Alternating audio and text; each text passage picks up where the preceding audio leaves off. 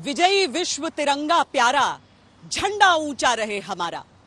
हमारे तिरंगे पर जो सबसे सुंदर और सबसे प्रसिद्ध कविता रची गई थी, ये रची गई थी 1924 में। कवि थे श्यामलाल गुप्त। आप सोचेंगे 1924 में कैसे, जब 1947 में हमारे तिरंगे को अपनाया गया था।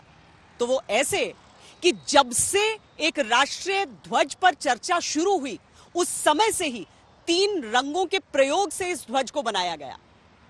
तिरंगे के रंग और रूप पर लगातार चर्चा और चिंतन तो होता रहा, लेकिन 3 रंग की पट्टियां इसमें शामिल रहीं।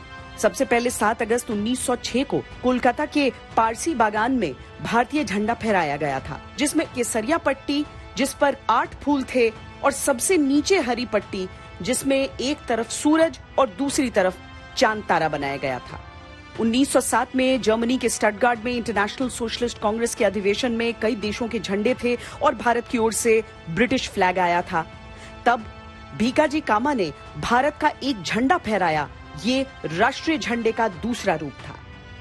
1917 में बाल गंगाधर तिलक ने नया झंडा फहराया। ये बिल्कुल ही अलग था।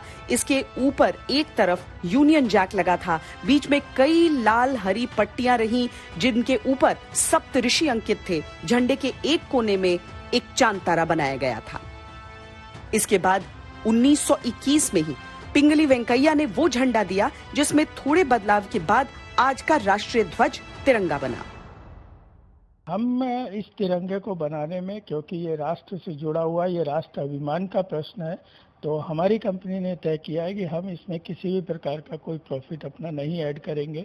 जो हमारी एट पार कॉस्ट है, उस कॉस्ट पर ही हम ये तिरंगे को सेल करेंगे। हिंदुस्तानी हैं और हमारे अंदर ये जज्बा होना चाहिए कि हम हिंदुस्तानी हैं और अपने तिरंगे का सम्मान करें हम, है ना। और इसको लोगों में जागरूकता इसी तरह फैलाना है कि भाई ये हमारा तिरंगा है और ये सम्मानित करने के लिए कि ये सम्मान उसका, तिरंगे का सम्मान करने के लिए ही इस काम को आगे बढ़ाया गया है। लहराएगा तिरंगा अब सारे आसमान पर, लहराएगा तिरंगा अब सारे आसमान पर, भारत का ही नाम होगा सबकी जुबान पर।